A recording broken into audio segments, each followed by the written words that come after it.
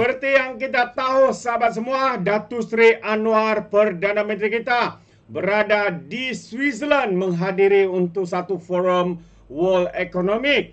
Dan dalam satu masa Datuk Seri ditemu ramai oleh seorang veteran. Jadi ramailah rakyat Malaysia tertanya-tanya, kalaulah Muhyiddin yang ditemu ramai, pastinya Muhyiddin akan menangis dan masuk tandas kerana ketakutan. Mungkin itu antara komen-komen warga maya.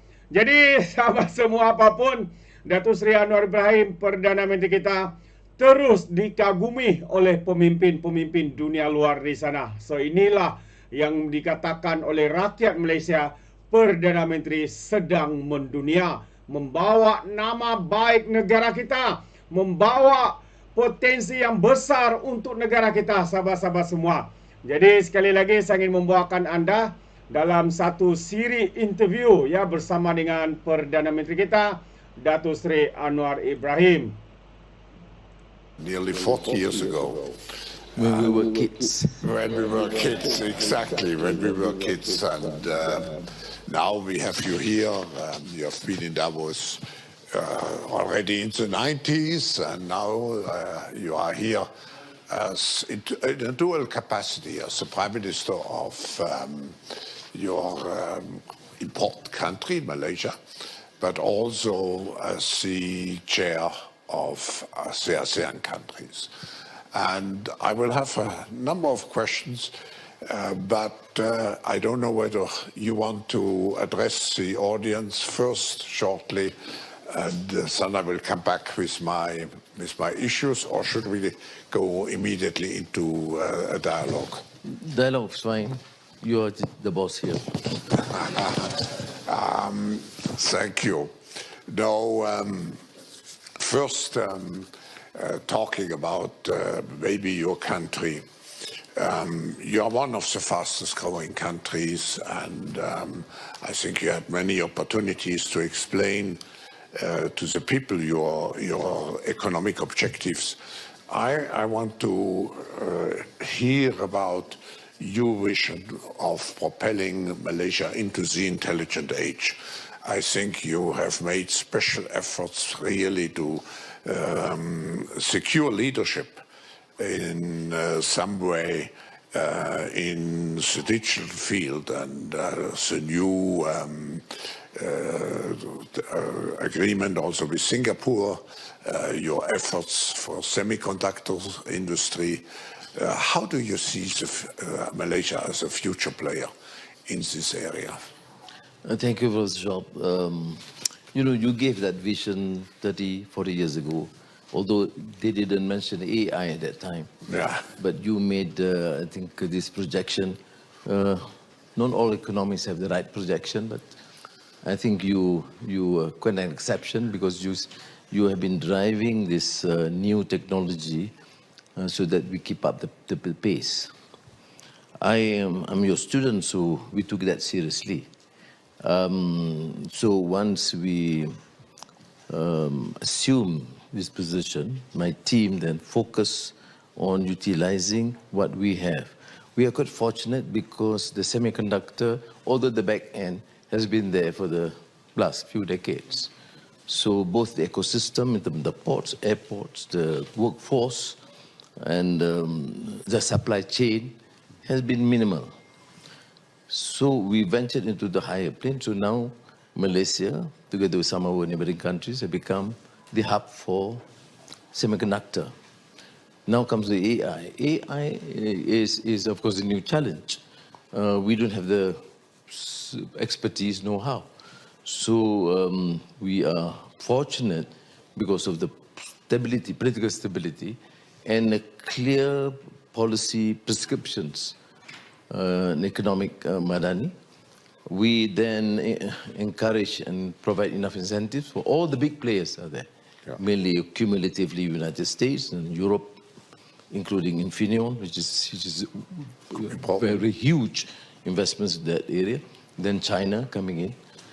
We have to navigate, and AI, National AI Office, legislation, data protection, and whatever it takes to make sure that we are fully and equipped. But AI means changing the education system, health services, blockchain. Exactly. So it will have to come about. And we are pushing it at a pace, at a faster pace, partly because of my age. I don't have time to wait. That's the reason, Prime Minister, why we call it the intelligent age. It's not just AI. I think it's much more comprehensive, and we are entering now, as I mentioned, from the industrial to the intelligent age. And I think here Malaysia, also with its young population, can play a major role. And for the semiconductor industry, for data centers and so on, you offer the capabilities of the young generation, but also relatively cheap energy sources and water sources. And I don't know whether you want to say one, because it was featured in Financial Times, one word related to the special economic zone in Johor, which is one of the new features of your country. Well, there's another unique feature in ASEAN, relatively the most peaceful in the world and fastest growing economy. And Professor Schwab, I'm not exaggerating if I say that I'm yet to see the collaboration, trust, and relationship between leaders in ASEAN, which to me is exceptional, unrivaled. We trust one another, we communicate as friends easily, and that helps. So we have, first, the energy transition. We, of course, not just offering cheap energy, water, but for data centers, but we see if you come in and you must say AI, you have a center of excellence, so it must be an added feature. Then we have the ASEAN energy grid from China, also in China, then Thailand, then Malaysia, Singapore, Indonesia, to the Philippines and Sarawak undersea cable. That to fulfill the present requirements of alternative energy, the green energy. Then we have to work with Singapore closely. And I think this, again, is unique because not many countries have that sort of arrangement. It's just not a normal economic zone. It's based like a total commitment of both governments to develop this as our center, both in the interest of Malaysia and Singapore. And it's giving a lot of attention and support now. Then we work with Indonesia to collaborate in most of our industries together. You know, in the South Thailand, there's one relatively poor area, some problems, and we have North Malaya, which is also relatively poor. So in my discussions with the Prime Minister, and we are now focusing on that development. So to me, I'm very excited. It's not me just assuming chairmanship of ASEAN, but I think the spirit of collaboration and I should say esprit de corps between these leaders is unique, and we want to prove. Now we realize that with United States cumulatively is of course the largest investor into Malaysia, but now growing closeness and investment and trade with China. So we navigate is quite a difficult subject that you answer. Don't ask me that question. And then we also know that we had to utilize, for example, the EU. CPTPP with UK has been resolved last week. With the EU, we want to have fast track. So the FTA, because we are a trading nation, we need to have all the mechanisms in place to be able to attract investment and to facilitate trade. I just want to underline, Prime Minister, we met last time in Laos in October at the ASEAN Summit. And I can underline what you just said, the high quality of leadership in the ASEAN countries. Now, in many ways, this is a grouping of where there's still high differences in terms of GDP development and so on. Can you tell us what are your main objectives for your ASEAN presidency this year? I made reference to earlier on the issue of energy, ASEAN energy grid, which is of course towards energy transition and new energy. Also connectivity, because connectivity means it has to be consistent with inclusiveness and sustainability. That means the poorer areas, either within one country or within states, will be dealt with. If we talk about connectivity, then it can be from we were in Vietnam, Laos, to Vietnam, to Malaysia, to Indonesia. I mean, we work as one. So digital strategy for the entire region. But we are, me personally, you know, I've endured some sufferings because a very strong position vis-a-vis values and the inequality, the gross inequity between the very rich and very poor, both in terms of region and in terms of rural heartland and the urban poor. So the focus must be, therefore, consistent for the region on the trying to raise the floor and concomitantly raise the ceiling. So both the floor and the ceiling together as one ASEAN. Prime Minister, you are very well known also to care very much for human rights, for sustainability. So I ask you two questions. The first one is, what let's say, takes you to sleep at night if you think of the human rights situation in the world? You have been very outspoken, very engaged. And second, with now the cancellation of the Paris Agreement by the US, will you maintain your commitment to green development in Malaysia? Well, first on the issue of human rights, justice, anti-colonization and exploitation harlop harlop, which was the slogan in the 70s. I've not forgotten that. I think we should remain consistent. You see, there is trust deficit. There is certainly the issue of deficit in terms of moral, ethical principles in governance. There is what I consider as hypocrisy, politics of ambivalence. But what do we see? So we will have to have a showcase. Malaysia is a multiracial country. Now we can showcase that we are the Muslim majority with strong ethnic Chinese and ethnic Indians and the tribal groups in Sabah, Sarawak can be taken as one great family. Then we showcase that in that manner. We have a problem in Myanmar.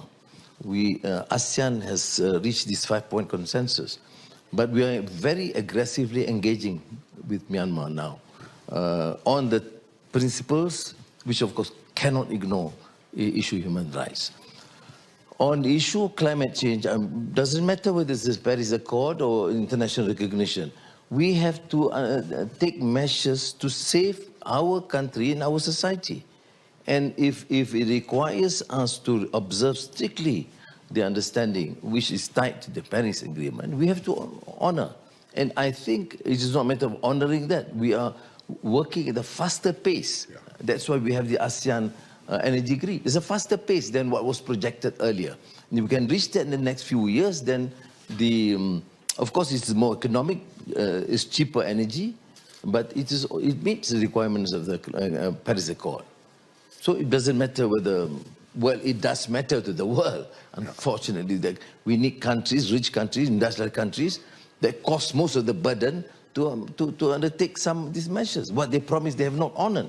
But we can go on complaining, but we have to start doing it. So you ask me on the issue of human rights, issue of climate, is it because of international understanding? No. It is what is our commitment, our values dictate for the sake of humanity that we undertake bold, tough measures beginning from our home.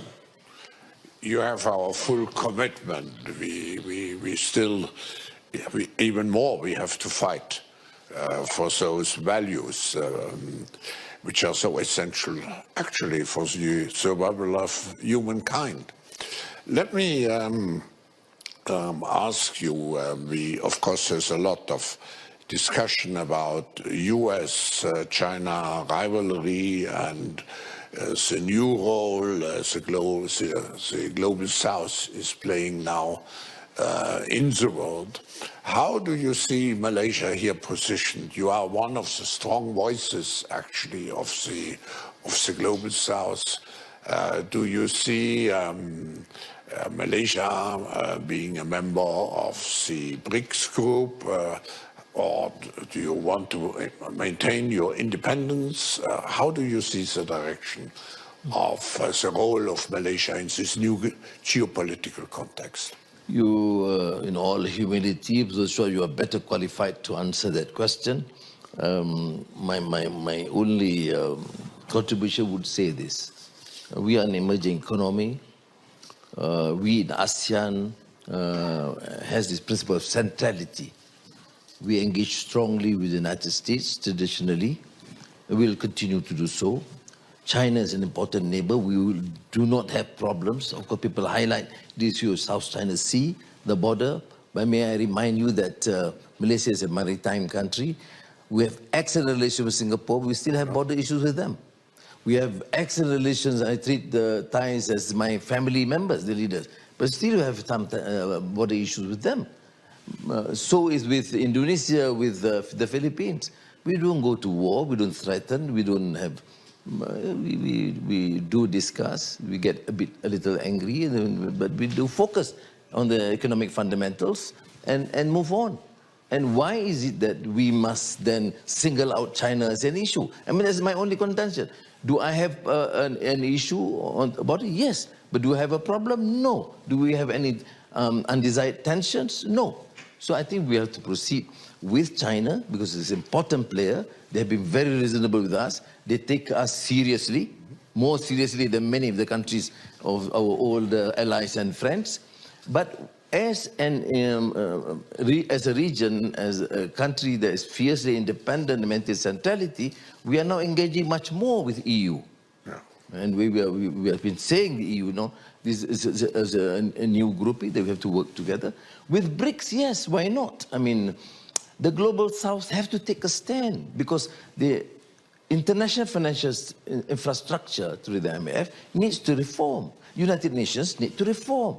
We talk about democracy, but we refuse to accept democratic principles and democratic accountability. WTA need to make some adjustments. And that's all they were asking for. We're not going to war. We still work under the present mechanisms. So that's why, to me, BRICS is important. At least there's a mechanism we talk. Not a zero-sum game.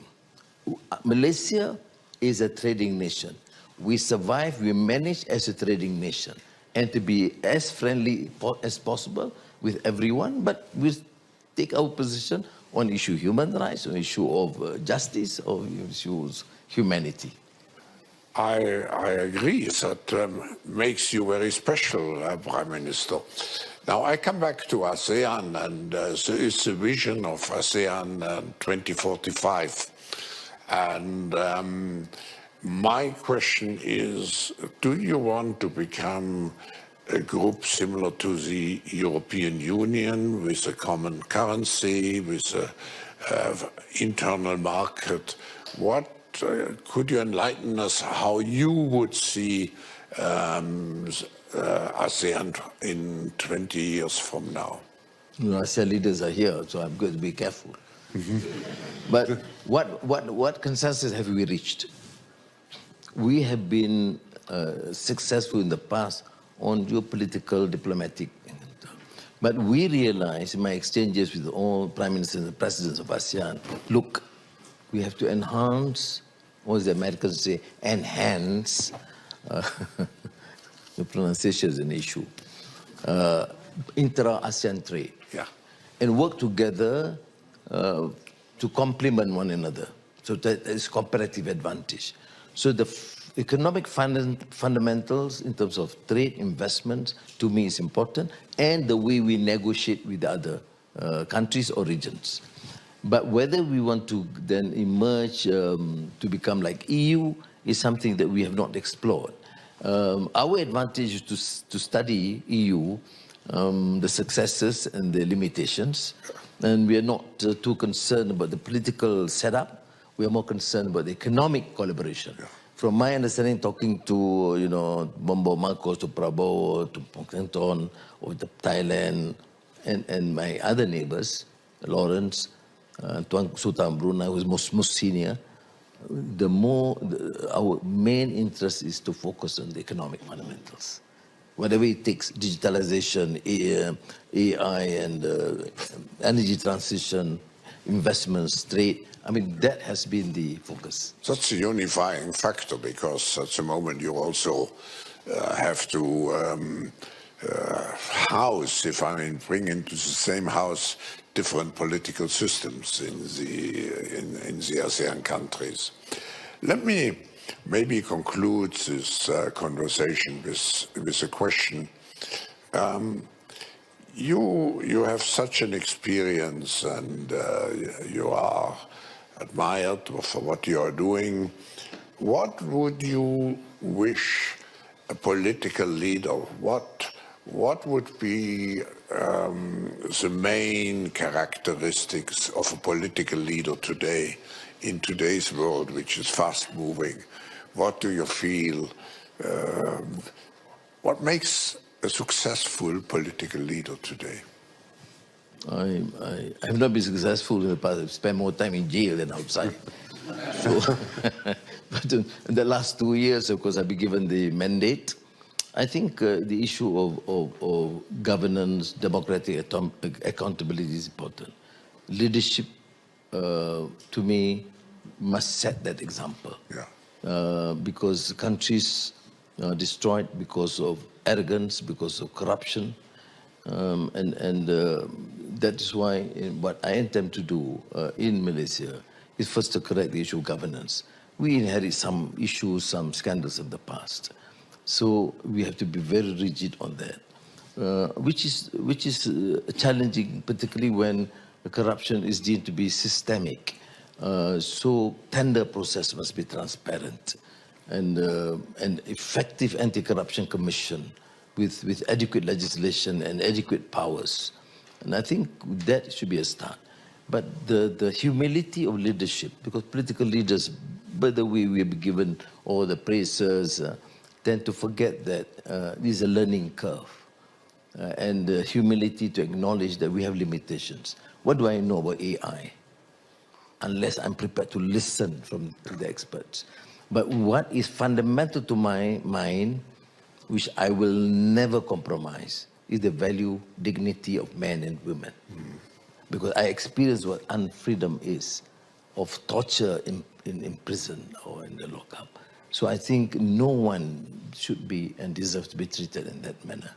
And this, if you talk about dignity of men and women, then their opportunities, their education, their health, their welfare must be given adequate protection. So these gross inequalities, to me, the unbridled capitalism must come to an end as far as Malaysia is concerned. Of course, it's generally capitalistic in the system, but then there must not be this issue of oligarchy and cronyism that would destroy the basic fundamentals, what we mean by freedom and democratic accountability. Yeah. That's, Prime Minister, that's why I personally prefer to talk about entrepreneurialism and not capitalism. I think entrepreneurs, and I usually would define it as stakeholder entrepreneurialism, which means the World Economic Forum coined a motto, I think 40 years ago, shortly after I had created the organization, which is entrepreneurialism in the global public interest, which means prosperity is driven by entrepreneurs, and you need this innovative force of business and industry, but ultimately it always has to serve the global society. And on this note, I want to thank you for making yourself available for this discussion.